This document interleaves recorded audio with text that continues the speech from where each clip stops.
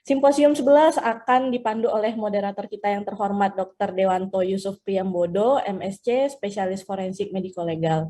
Sebelumnya saya akan membacakan CV singkat dari moderator terlebih dahulu.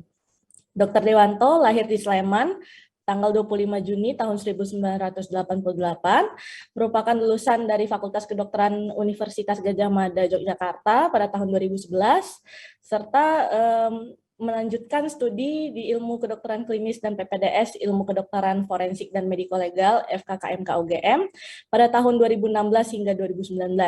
Sekarang beliau merupakan tenaga pengajar di Departemen Ilmu Kedokteran Forensik dan Mediko Legal Yogyakarta.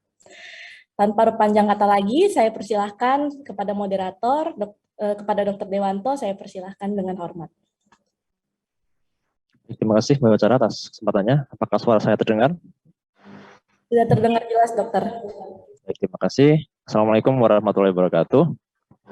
Ucapkan selamat sore dan semoga semua sejawat dan juga para hadirin dalam kondisi sehat, walafiat. Baik, di sini kami akan membacakan lebih dahulu CV dua orang bicara pada sore hari ini, yaitu ada Dr. Lipo dan juga Dr. Ida Bagus Gede Surya Putra Bidada, yang mana beliau-beliau juga adalah guru kami juga, seperti itu. Oke, baik. Kali ini ada dua topik, mungkin karena waktunya juga sudah sore, langsung saja kita akan bacakan dulu untuk CV-nya. Mohon maaf, apakah Dr. Surya dulu atau Dr. Lipo dulu? Nanti untuk yang maju. Atau Dr. Surya dulu. Baik. Baik, pertama Dr. Surya, akan kami bacakan CV-nya. Jadi beliau adalah Kepala Departemen di Departemen Forensik dan Mediko Legal FKKMK UGM, dan juga beliau sebagai Ketua PDFI Jakarta. Bersama juga dengan saya, Dr. Lipur juga. Beliau juga baru saja mendapatkan gelar Magister Hukum, ya, jadi ya untuk bicaraan kali ini sudah sesuai dengan kompetensi ahlinya seperti itu. Baik, mungkin tanpa berpanjang lebar, kami berikan kesempatan kepada Dr. Surya untuk menyampaikan materinya. Monggo, Dr. Surya, kami persilakan. Ya, terima kasih Dr. Dewanto. Waktunya 20 menit atau 10 menit ya? Mungkin karena sudah cukup sore, kita mungkin sudah bisa sore, ya? Agak persingkat 15 menit, semoga bisa segitu. Oke, baik. Ya, baik. Sebelumnya saya ucapkan Assalamualaikum warahmatullahi wabarakatuh. Selamat sore, salam sejahtera dan salam sehat semua, Bapak Ibu, para teman sejawat semuanya. Ini saya yang share atau dari panitia ya? Boleh, Dokter, kalau mau dibantu share dari panitia, Dokter. Oh, kemarin sudah saya beri. Oke, saya langsung share dari saya saja kalau gitu. Oh ya, oke, nggak apa-apa. Ya.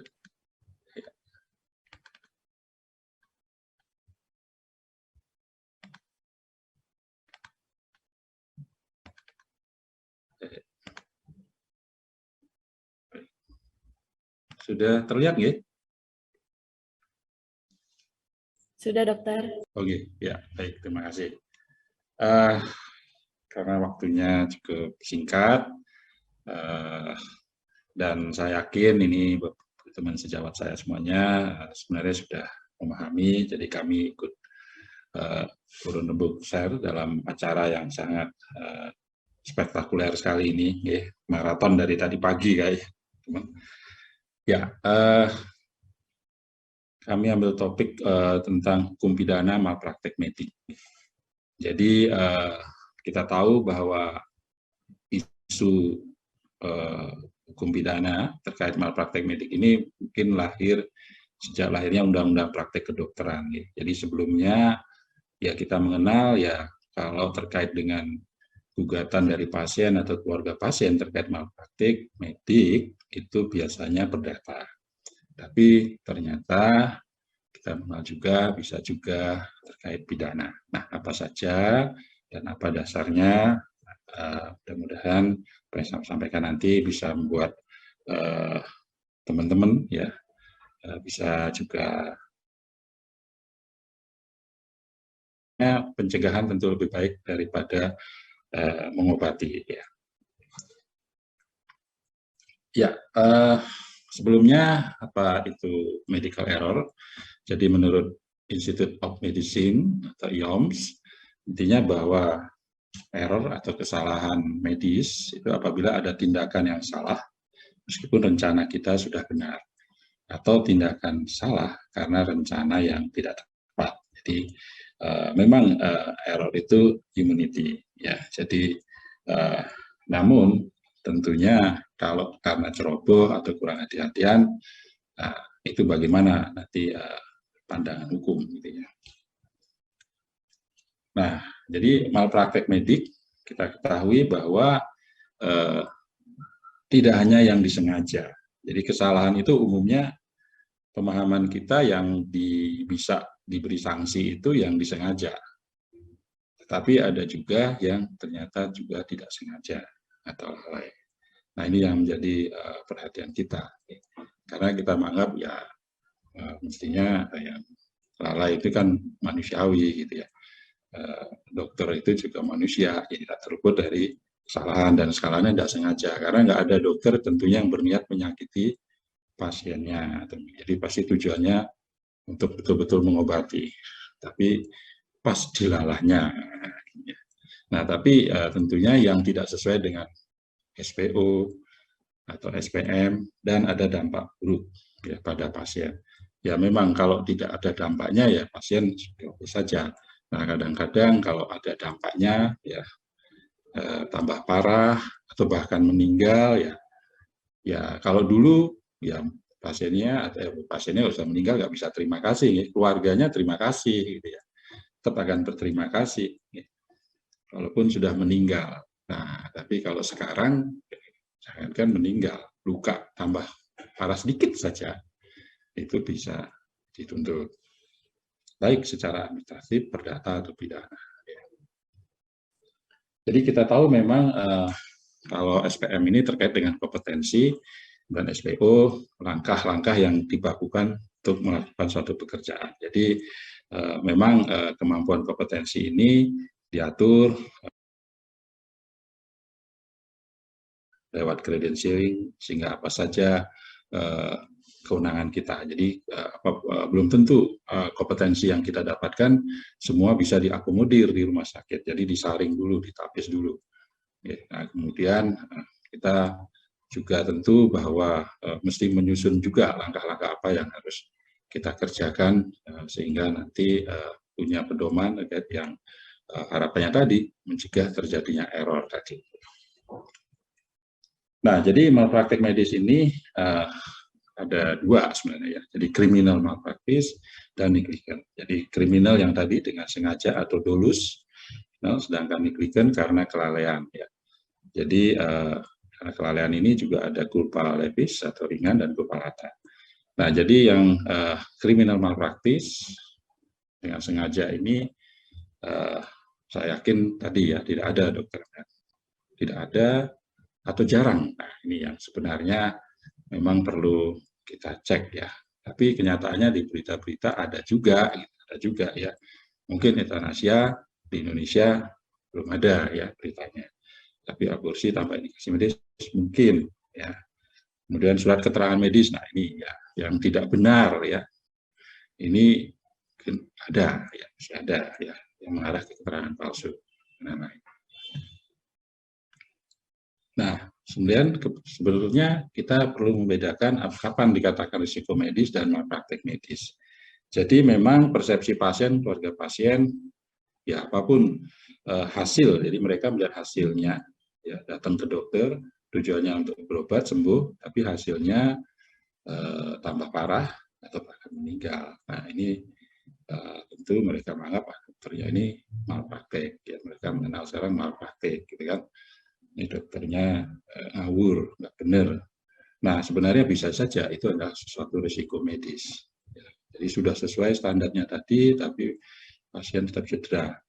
Nah, disinilah nanti peran bahwa apa yang dikerjakan oleh dokter mestinya diinformasikan. Yang kita kenal informed consent. Ya, kadang-kadang ini yang lalai ya, bahwa tindakan lakukan itu pasti akan ada risiko. Nah, jadi informasi inilah salah satu nanti penyebab memang terjadinya sengketa medis. Ya, maka sengketa medis terjadi karena ada pertentangan ya antara pihak pasien dengan dokter dan dokter ini karena ketidakpuasan pasien, keluarga atau pelayanan dokter tadi. Ya. Jadi persepsi mereka sembuh, dokter berobat ke dokter sembuh. Sedangkan dokter sebenarnya berupaya. Nah ini, nah bagaimana caranya? Harusnya diinformasikan ya bahwa kita berupaya, ya, bukan menjanjikan hasil. Ini kadang-kadang yang sering kurang ya, diperhatikan oleh teman-teman. Ya, jadi kita tahu memang penyebab mendasar sengketa medis ini pasien atau keluarga pasien memang kurang mengerti ya apakah ini risiko medis, praktik medis, pokoknya hasilnya jelek, ya dokternya malpraktek, gitu ya. Ya, nah, ditambah satu sisi dokternya kurang komunikatif, jadi tidak memberikan penjelasan. Jadi apalagi tidak ada info konsen. Saya rasa memang sekarang sudah nggak ada gitu ya tindakan yang berisiko, pasti ada info konsen. Cuma kalau kita teliti lebih lanjut lagi sejauh mana info konsennya, gitu ya. Kadang-kadang ini juga kurang cermat ya. Ya jadi ada yang sudah diberikan info konsen tetapi tetap komplain. Hasilnya karena mereka melihat hasilnya kurang baik gitu ya. Nah, karena ternyata dokternya sendiri kurang lengkap memberikan informasi. Nah, atau masing-masing pihak artinya belum mengerti hak dan kewajiban. Jadi sengketa medis ini memang objeknya pelayanan medis, dengan subjeknya ya pemberi layanan, ya rumah sakit ada dokter dan pasien.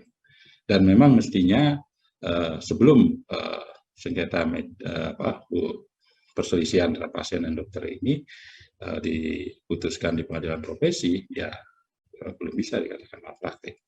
Tetapi memang ya kita tahu kalau sudah di media kadang-kadang bad news is good news, gitu ya. Jadi dokter A rumah sakit ini dugaan malpraktik ya.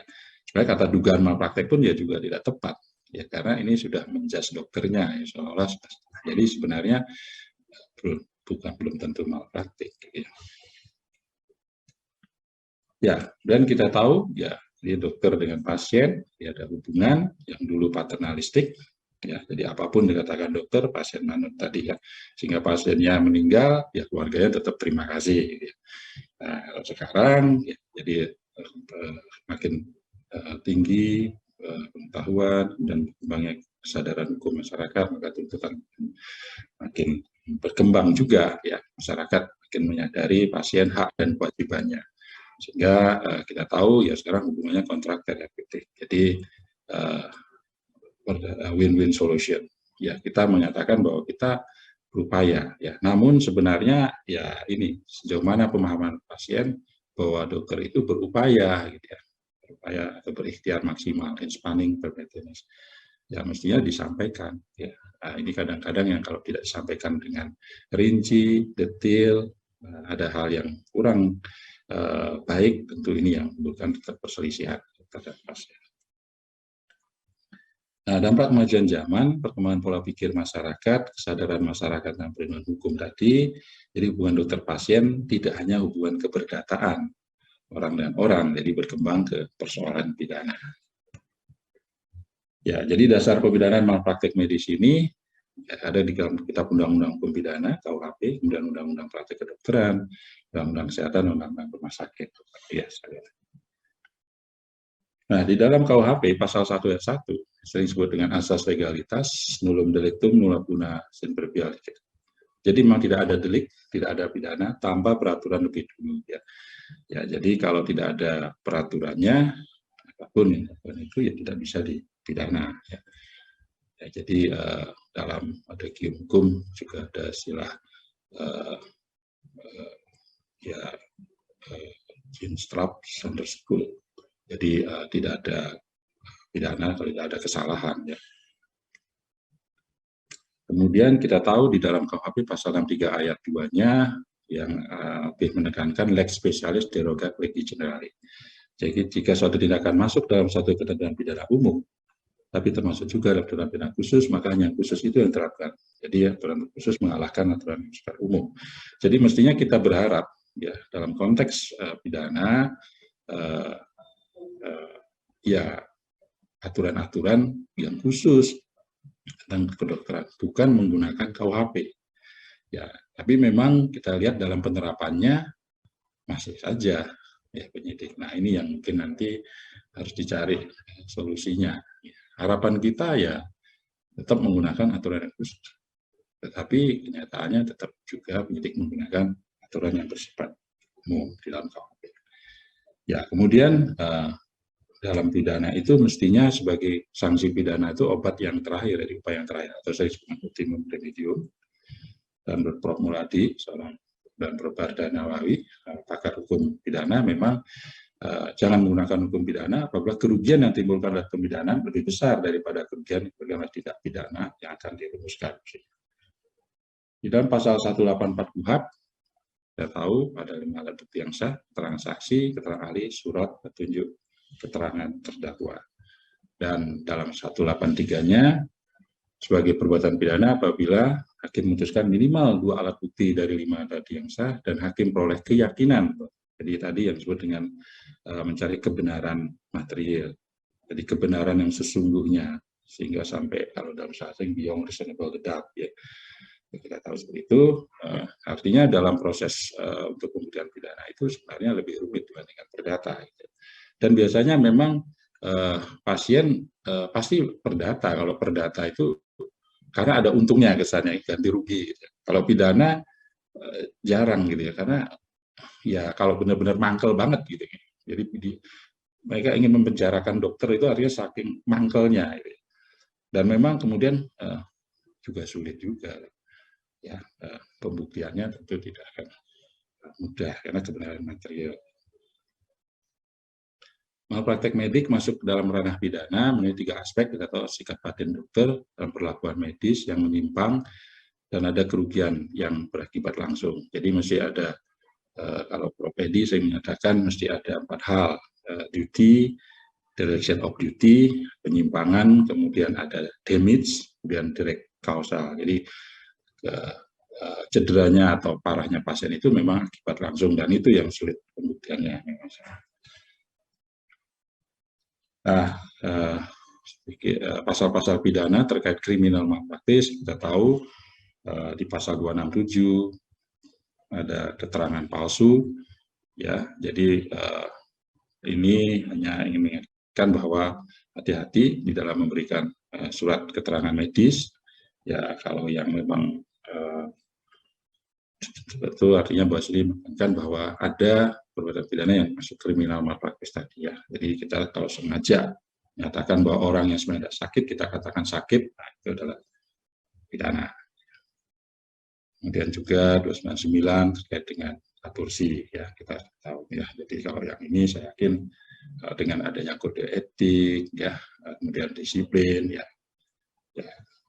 dan ini tidak ada sampai sini ya, kriminal malpraktis terkait aborsi.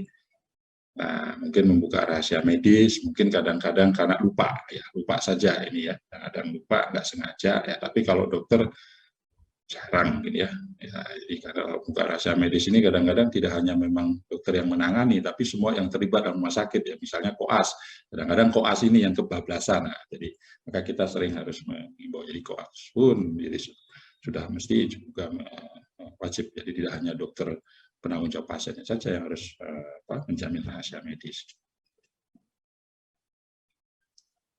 Kemudian terkait dengan eutanasia, ya saya kira di Indonesia belum ada dokter yang mau melakukan ini ya. Kemudian 346 terkait dengan permintaan aborsi, juga 347 tanpa izin. Aborsi dengan izin juga tidak boleh, baik izin dengan izin itu juga dilarang dan saya yakin tidak ada dari yang melakukan tindakan ini. Kemudian terkait dengan penganiayaan, ya kadang-kadang dokter artinya melakukan penanganan pada pasien tindakan ya tanpa informed consent, bisa juga pasal 351 gitu. Jadi Jadi tidak hanya orang harus betul-betul menganiaya. Walaupun tadi kita berharapnya mestinya diterapkan jangan aturan yang umum, jadi harusnya leg space saja. Tapi kenyataannya dakwaannya bisa juga. Ya.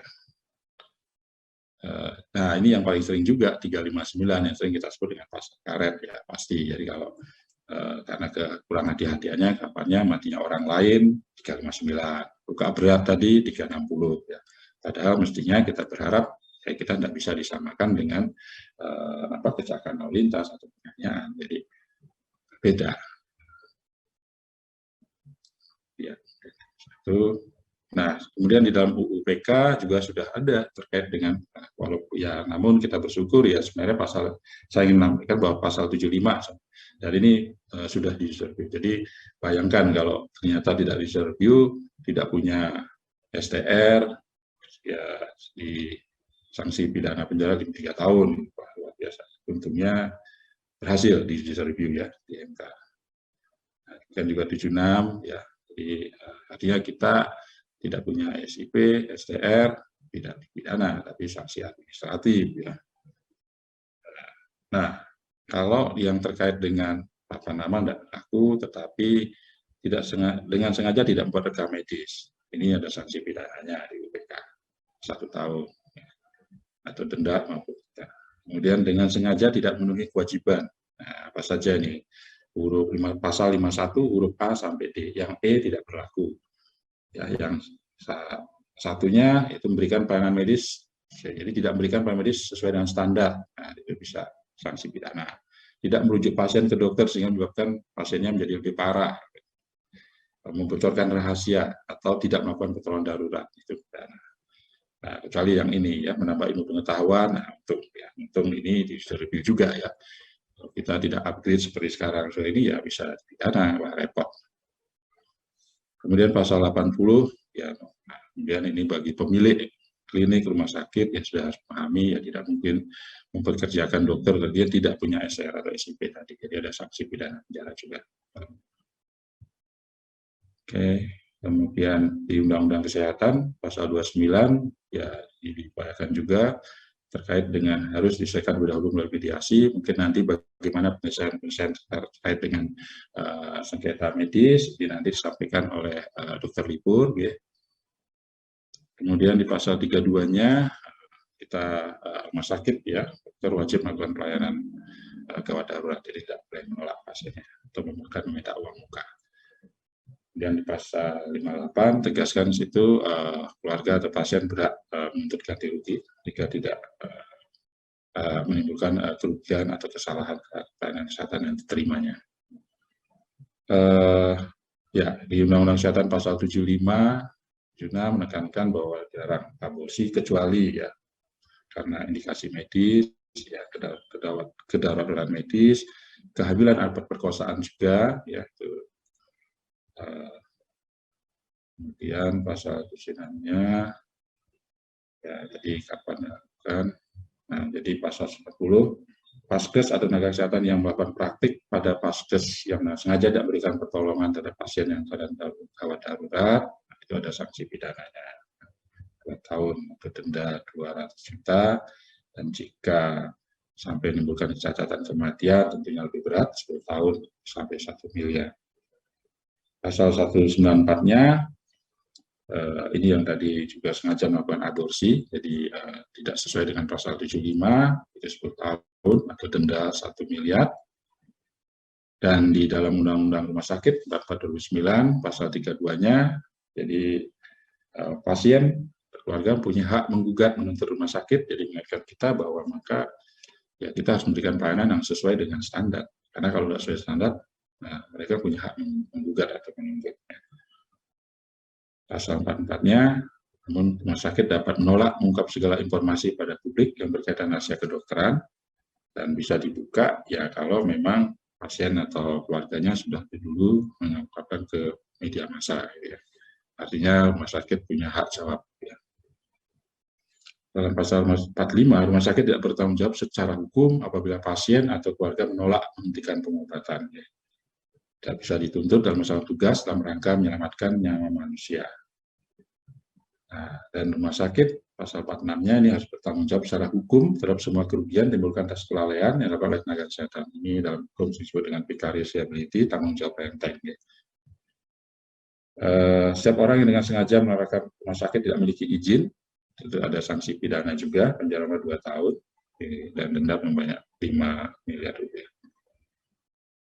Pasal 63-nya, dalam hal tidak pidana sebagai dilakukan oleh korporasi, tentunya sanksinya akan lebih berat, 3 kali dari pidana denda, sebagaimana dalam pasal 62, dan juga ditambah berupa pencabutan izin dan status badan hukum.